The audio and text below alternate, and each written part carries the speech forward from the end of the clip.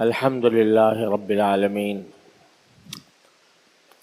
والصلاة والسلام على سيدنا مولانا محمد خاتم النبيين وإمام المرسلين وعلى آله وأصحابه أجمعين وعلى كل من تبعهم بإحسان إلى يوم الدين.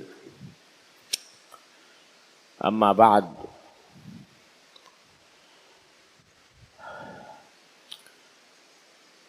محترم بزرگوں، بھائیوں اور دوستوں، السلام علیکم ورحمۃ اللہ وبرکاتہ۔ اللہ تبارک و تعالیٰ کے فضل و کرم سے ہمیں اپنی زندگی میں ایک اور رمضان نصیب ہو رہا ہے۔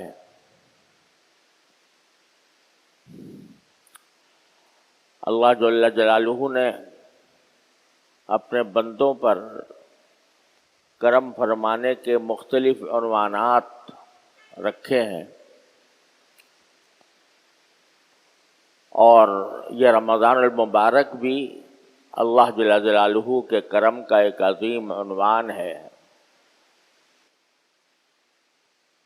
اور اس رمضان کا اپنی زندگی میں حاصل ہو جانا یہ بھی اللہ تبارک و تعالیٰ کی ایک ایسی نوازش ہے کہ اس پر اس کا جتنا شکر ادا کیا جائے کم ہے۔ آپ ذرا سوچیں کہ پچھلے سال رمضان میں یا اس سے پہلے سال رمضان میں کتنے ہمارے اعزاء اقربا، دوست احباب، ملنے جلنے والے رمضان المبارک کی ان عبادتوں میں ہمارے ساتھ شریک تھے، نمازوں میں، روزوں میں اور دوسرے عبادات میں ہمارے ساتھ شریک تھے، لیکن آج وہ دنیا میں موجود نہیں رہے اور رمضان المبارک کی ساعتوں سے فیضیاب ہونے کا موقع ان کے لیے ختم ہو گیا۔ لہذا جب رمضان المبارک ہم پر سایہ فگن ہو تو سب سے پہلی چیز اور سب سے پہلا کام جو ہم پر واجب ہوتا ہے وہ اللہ جل جلالہ کا شکر ہے۔ یا اللہ، آپ کا فضل و کرم ہے، آپ کا شکر ہے کہ آپ نے یہ مبارک مہینہ ہمیں اپنی زندگی میں عطا فرما دیا، اور اس بات کا موقع فراہم فرمایا کہ اس مہینے کے اندر ہم اپنے گناہوں کی بخشش کا سامان کر لیں، اور جس مقصد کے لیے اللہ جل جلالہ نے یہ مہینہ مقرر فرمایا اور جن کاموں کی اس میں ہم کو ہدایت عطا فرمائی، اللہ تبارک و تعالیٰ نے کے فضل و کرم سے وہ ہماری زندگی کا ایک اہم سرمایہ ہے۔ اللہ تعالیٰ اس سے ہمیں صحیح فائدہ اٹھانے کی توفیق عطا فرمائے۔ اصل میں دیکھا جائے تو صبح سے لے کر شام تک کے جتنے اوقات ہوتے ہیں وہ سارے سال میں ہر روز ایک جیسے ہیں۔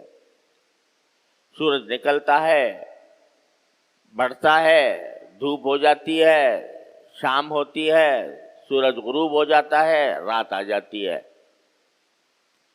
یہ سلسلہ 12 مہینے جاری رہتا ہے، اور دن کے اعتبار سے اگر دیکھا جائے تو رمضان کا دن اور شعبان کا دن اپنی ظاہری حالت کے اعتبار سے یکساں ہیں۔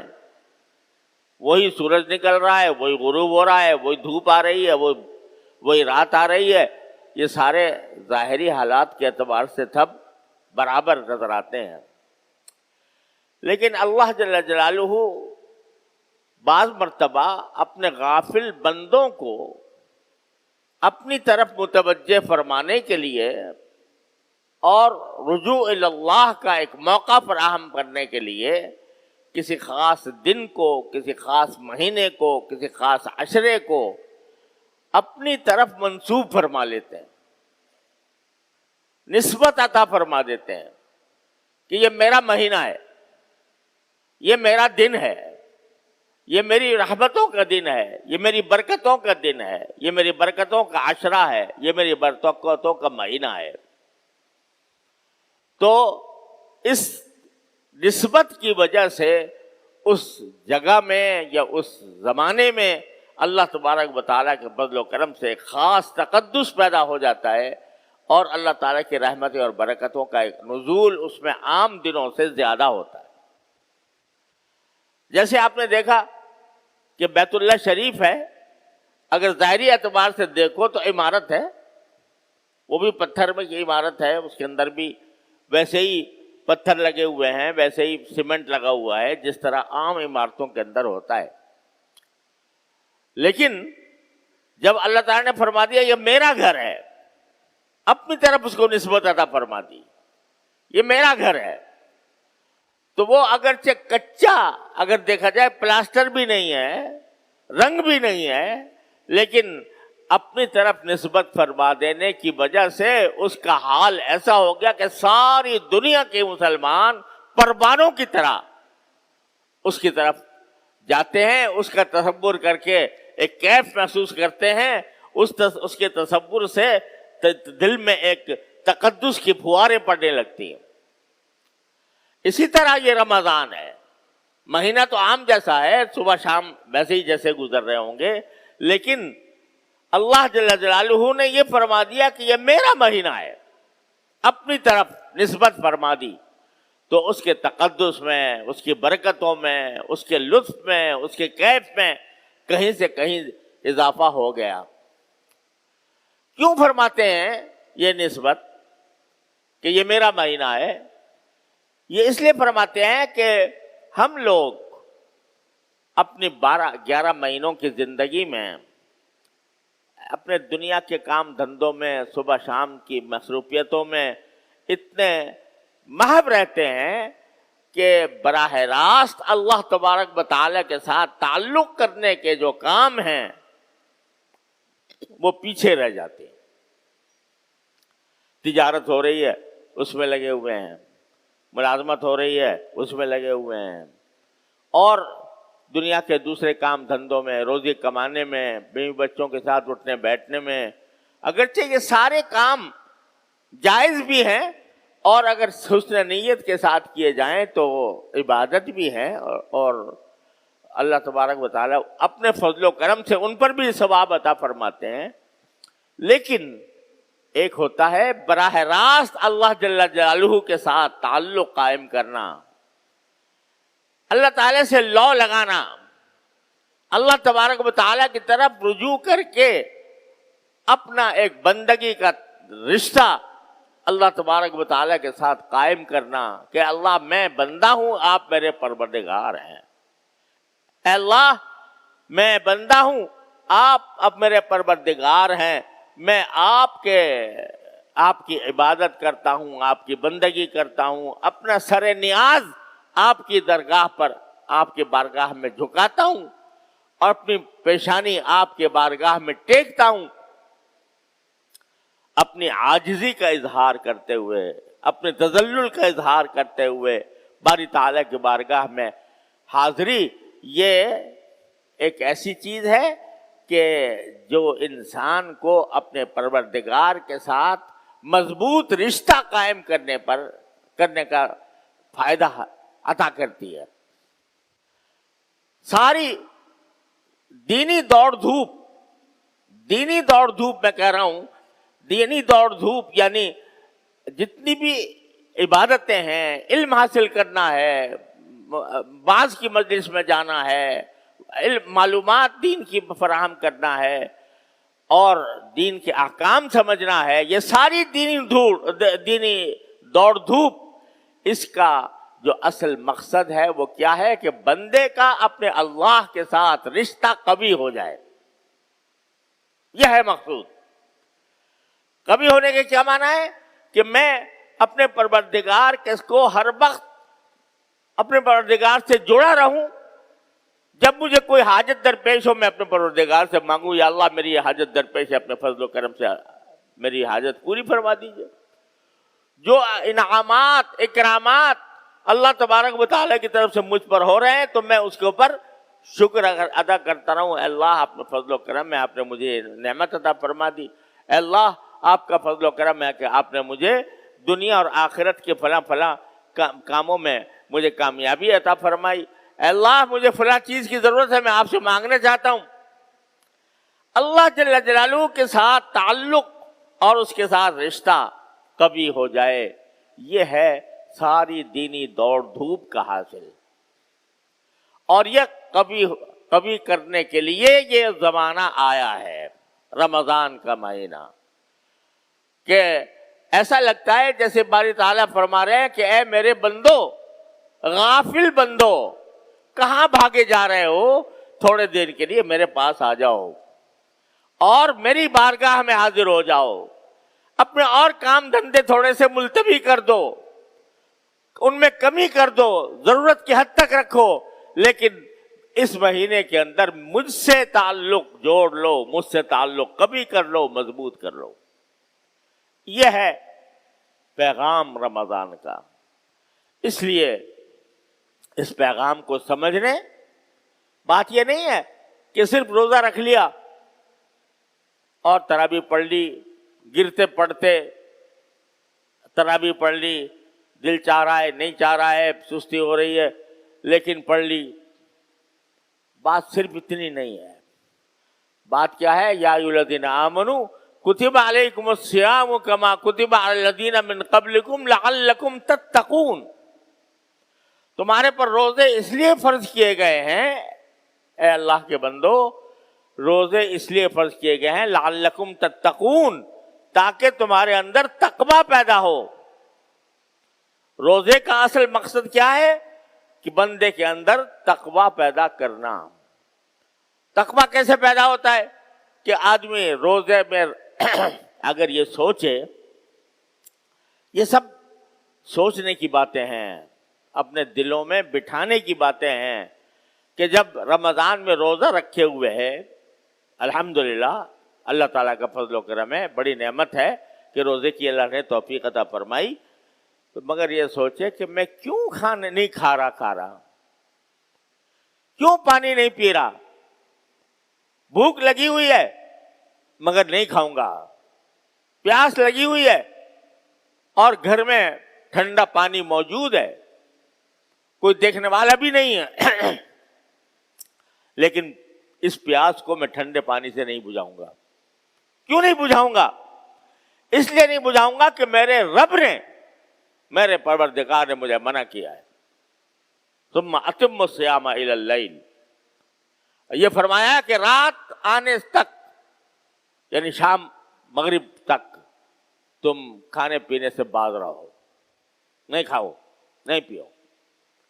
اب دیکھو جتنے روزے دار بیٹھے ہیں اللہ تعالیٰ کے فضل و کرم سے, روزے دار بیٹھے ہیں, کیوں نہیں کھا رہے, کیوں نہیں پی رہے؟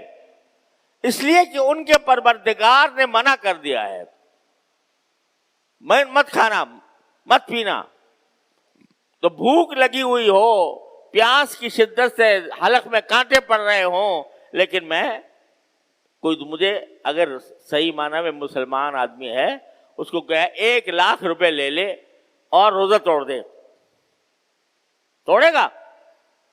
کیسے ہی گیا مسلمان ہو, لیکن اس کو کوئی پیشکش کرے کہ 1,00,000 روپے لے کے روزہ توڑ دے, نہیں توڑے گا. کیوں نہیں توڑے گا؟ اس لیے کہ کہتا ہے میں اللہ کا بندہ ہوں, اللہ نے مجھے اپنے فضل و کرم سے یہ نعمت عطا فرمائی ہے کہ مجھے بھوکا پیاسا رکھ رہے ہیں. اس لیے رکھ رہے ہیں تاکہ وہاں جا کر جو مجھے پلائیں گے, وہاں جا کر جو کھلائیں گے, اس آخرت کے اندر پہنچنے کے بعد وہ اس کے آگے یہ دنیا کا کھانا, دنیا کا پانی ہیچ در ہیچ ہے. اس واسطے میں نہیں توڑوں گا. یہ کیا ہے جو تمہیں توڑنے سے باز رکھ رہا ہے؟ یہ تقویٰ ہے, یہ تقویٰ ہے.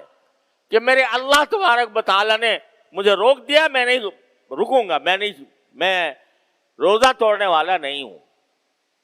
یہ تقوی اللہ تبارک و تعالیٰ کی تقوی کی مشق کرا رہے ہیں، اور تقوی کی مشق کرا کے یہ دل میں بٹھانا چاہتے ہیں کہ تم اللہ کے بندے ہو، اور بندے کا کام یہ ہے کہ جو آقا جو حکم دے دے وہ یہ دیکھے بغیر کہ اس میں مصلحت کیا ہے، اس میں حکمت کیا ہے، اس میں فائدہ کیا ہے، بندے کا کام یہ ہے کہ اس کو بجا لائے. خواہ تکلیف ہو رہی ہو، خواہ پریشانی ہو رہی ہو، لیکن میرے پروردگار نے مجھے یہ فرمایا میں یہ کام کر کے رہوں گا، اور جس چیز سے اس نے روکا ہے اس سے رک کے رہوں گا. یہ مشق کرائی جانی مقصود ہے اس رمضان کے مہینے کے اندر ہم سے اور آپ سے، تقوی کی مشق. اب ذرا سا اسی کو رخ بدل کر دیکھیں کہ مشق کیسے کرائی جا رہی ہے، کہ ایک ایسے طریقے سے کرائی جا رہی ہے کہ بھئی ایک نظام بنا دیا پوری دنیا کا کہ یہاں دنیا میں جہاں مسلمان بستا ہے وہ اس دن میں کھانے پینے سے پرہیز کرے گا. اب بھائی یہ بھی ذرا سے سوچنے کی بات ہے کہ ہم کھانا جو تھا وہ کوئی حرام کام تھا، حلال تھا. یا ایھا الرسول کلوا من الطیبات واعملوا صالحا، اللہ تعالیٰ نے فرمایا جو پاکیزہ چیزیں میں نے تمہارے لیے پیدا کی ہیں اس کو کھاؤ آرام سے، اللہ کے شکر ادا کرو کھا کر. کوئی حرام تھا؟ نہیں. پانی پینا حرام تھا؟ نہیں. لیکن تم نے اللہ کی خاطر، اللہ کے حکم کی خاطر پانی پینا چھوڑ دیا، کھانا کھانا چھوڑ دیا، یہ سب چھوڑ دیا. تو جو چیز پہلے ہی سے حرام تھی، جو چیز پہلے ہی سے حرام تھی، رمضان سے پہلے ہی سے حرام تھی، وہ اگر نہ چھوڑی تو یہ کیسا روزہ ہوا؟ جھوٹ حرام تھا کہ نہیں؟ چاہے رمضان ہو یا غیر رمضان ہو، جھوٹ حرام تھا. اگر کھانا پینا جو حلال تھا وہ تو چھوڑ دیا، لیکن جھوٹ جو حرام تھا وہ نہ چھوڑا، تو یہ عجیب بات ہو گئی کہ بھئی یہ ایک طرف تو کہہ رہے ہو کہ میرے مالک نے کہا ہے کہ کھانا چھوڑ دو اس لیے چھوڑ رہا ہوں، لیکن دوسری طرف مالک نے یہ بھی تو کہا ہے کہ جھوٹ نہ بولنا، وہ نہیں چھوڑتے. اور مالک نے یہ بھی تو کہا ہے کہ غیبت نہ کرنا، وہ نہیں چھوڑتے. تو یہ کیا بات ہوئی کہ حلال چیزیں تو چھوڑ دیں اور جو حرام چیزیں تھیں وہ نہ چھوڑی؟ جھوٹ بولنا نہ چھوڑا، غیبت کرنا نہ چھوڑا، آنکھوں کا غلط استعمال نہ چھوڑا، دوسروں کے سامنے زبان درازی اور دوسروں کو دل سے ستانا یہ نہ چھوڑا. تو بھائی یہ کیا بات ہو گئی کہ حلال چیزیں تو چھوڑ دی اللہ کے کہنے پر، اور جو حرام چیزیں تھیں وہ اللہ تعالیٰ کے کہنے پر نہ چھوڑی؟ تو یہ تو کوئی مزیدار روزہ نہ ہوا، یہ تو ایک ظاہری روزہ ہو گیا. لیکن تم نے اگر وہ کام نہ چھوڑے تو تربیت تو یہ دینی مقصود ہے تقوی کی کہ اللہ کا حکم جس چیز سے منع کر دے اس چیز سے رک جاؤ. یہ تربیت دینی مقصود ہے تقوی کی. تو اس لیے اس مہینے میں صرف اگر کھانا پینا ہی نہیں چھوڑنا، جھوٹ بولنا بھی چھوڑنا ہے، دھوکہ دینا بھی چھوڑنا ہے، غیبت کرنی بھی چھوڑنی ہے، دوسرے کو ستانا بھی چھوڑنا ہے، بلند آواز سے بول کر کسی کا دل دکھانا بھی چھوڑنا ہے، اور جتنے ایسے کام ہیں جو انسان کو تکلیف پہنچانے والے ہیں وہ بھی چھوڑنے ہیں. بیچارہ ایک روزہ دار آ گیا تمہارے پاس کوئی چیز خریدنے کے لیے، تم کو میں اس کی کھال کھینچ کے اور پھر روزہ رکھوں گا، تو اس کو گرا فروشی تم نے رمضان کے اندر شروع کر دی.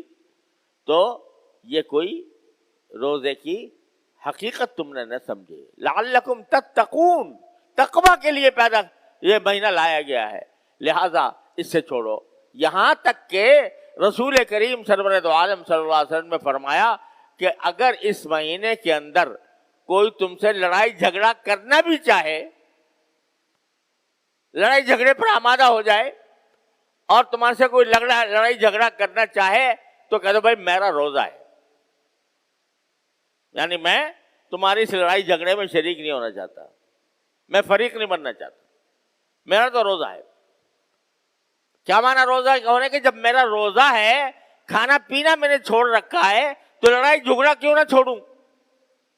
تو تمہارے سامنے اگر کوئی آئے آدمی جسے لڑائی جھگڑا کرنے والا ہو، اور بعض لوگ کی عادتیں ہوتی ہیں کہ بات بے بات کوئی دوسرے کو تانا مار دیا، کوئی برا بھلا کہہ دیا. اب آپ اگر اس کے جواب دہی پر آمادہ ہو جائیں، اس میں حدود سے بعض اوقات تجاوز ہو جائے، تو روزے کی جو حقیقت ہے وہ حاصل نہ ہوئی. لہذا رسول کریم سرورت عالم صلی اللہ علیہ وسلم فرماتے ہیں کہ اگر کوئی جھگڑنے والا تم سے جھگڑا بھی کرنا چاہے تو کہہ دو کہ میرا روزہ ہے. کیا معنی؟ کہ وہ گالیاں دے رہا ہے، وہ برا بھلا کہہ رہا ہے، وہ غصہ ہو رہا ہے، کہہ دو بھائی میرا روزہ ہے. نہ میں گالی دوں گا، گالی کے جواب گالی سے دوں گا، نہ تمہارے جھگڑے میں شریک ہوں گا، نہ تمہارا کوئی جواب دوں گا. میرا جواب صرف اتنا ہے کہ میرا روزہ ہے، میں تمہارے ساتھ الجھنا ہی نہیں چاہتا. بات ختم ہو گئی. تو اس لیے یہ تقوی کا جو روزے کا جو اصل مقصود ہے قرآن کریم نے بیان فرمایا وہ یہ ہے کہ تمہیں تقوی حاصل ہو. تقوی اسی وقت حاصل ہوگا جب کھانے پینا چھوڑنے کے ساتھ تم اپنے ناجائز کام جتنے بھی ہیں، چاہے وہ ایسے کام ہو جو جن کے تعلق زبان سے ہے، چاہے ایسے کام ہو جن کے تعلق نگاہ سے ہے. نگاہ کو محفوظ رکھو، زبان کو محفوظ رکھو، کانوں کو محفوظ رکھو، اور اس طرح روزہ گزارو تو تمہارے تقوی کی منزل انشاءاللہ حاصل ہو جائے گی. بس یہ طے کر لیا جائے کہ رمضان کے مہینے میں میری زبان سے کوئی بات غلط نہیں نکلے گی، خاموش رہوں گا، حتی الامکان خاموش رہوں گا، اور میری نگاہ کبھی کسی غیر محرم پر یا اس کی تصویر پر نہیں پڑے گی. ایک مصیبت آ گئی ہے، یہ موبائل کا ہر ایک کے ہاتھ میں ہے، بچے کے ہاتھ میں ہے، اور جو گناہ کبھی کہیں جا کر کیے جاتے تھے اپنے گھر کے اندر خلوت کے اندر کیے جا رہے ہیں. ارے بھائی کم از کم رمضان کے اندر تو کم از کم اس سے اپنے آپ کو بچا لو اور نگاہ کی حفاظت کرو. اگر کھانا پینا چھوڑ دیا اور آنکھوں سے گناہ کماتے رہے، زبان سے گناہ کماتے رہے، تو رمضان کا فائدہ کیا ہوا؟ لہذا اللہ تعالی ہمیں اس پر عمل کی توفیق عطا فرمائے کہ جس طرح ہم کھانا پینا چھوڑے ہوئے ہیں اسی طرح ہر طرح کے گناہ بھی چھوڑے ہوئے ہوں، زبان کے بھی اور آنکھ کے بھی اور کان کے بھی، ہاتھ پاؤں کے بھی، ہر طرح کے گناہ ہم نے چھوڑے ہوئے ہوں. تو انشاءاللہ اس طرح رمضان گزرے گا تو رسول کریم صلی اللہ علیہ وسلم کی طرف سے خوشخبری سن لو. رسول کریم صلی اللہ علیہ وسلم نے خوشخبری دی کہ من سلم لہ رمضان سلمت لہ السنہ، جس کا رمضان سلامتی سے گزر گیا تو انشاءاللہ اس کا سال بھی سلامتی کے ساتھ گزرے گا. یہ ایک روایت میں نبی کریم صلی اللہ علیہ وسلم کے الفاظ منقول ہیں. تو اگر اللہ تبارک و تعالی ہمارا رمضان اس طرح گزار دے کہ گناہوں سے خالی ہو تو انشاءاللہ سال بھی اللہ کی رحمت سے امید ہے کہ گناہوں سے خالی ہوگا. اللہ تبارک و تعالی اپنے فضل و کرم سے اپنی رحمت سے ہمیں اس پر عمل کرنے کی توفیق عطا فرمائے. وآخر دعوانا الحمدللہ رب العالمین.